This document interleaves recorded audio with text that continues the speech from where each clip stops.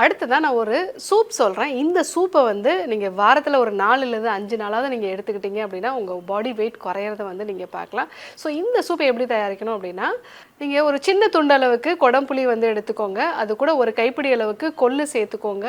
பூண்டு, மஞ்சள், மிளகு, அது கூட நீங்க சின்ன துண்டு அளவுக்கு லவங்கப்பட்டை இது எல்லாத்தையுமே வந்து சேர்த்து சூப் மாதிரி வந்து ரெடி பண்ணிக்கோங்க. இந்த சூப்ப வாரத்துல ஒரு 3லேருந்து 4 நாள் நீங்க வந்து எடுத்துக்கிட்டீங்க அப்படின்னா, உங்க உடல்ல இருக்கக்கூடிய கொழுப்பு சார்ந்த செல்கள் எல்லாமே வந்து குறைய ஆரம்பிக்கும். ஸோ அப்போ உங்க உடல் எடை குறையது நீங்க கண்கூடா வந்து பார்க்கலாம்.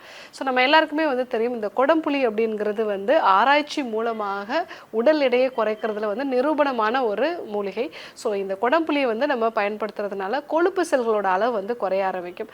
அது கூட நம்ம வந்து கொள்ளும் வந்து சேர்க்கிறோம். ஸோ இளைச்சவனுக்கு எள்ளு, கொழுத்தவனுக்கு கொள்ளு அப்படிங்கிறத நம்மளுடைய முன்னோர்கள் வந்து சொல்லியிருக்காங்க.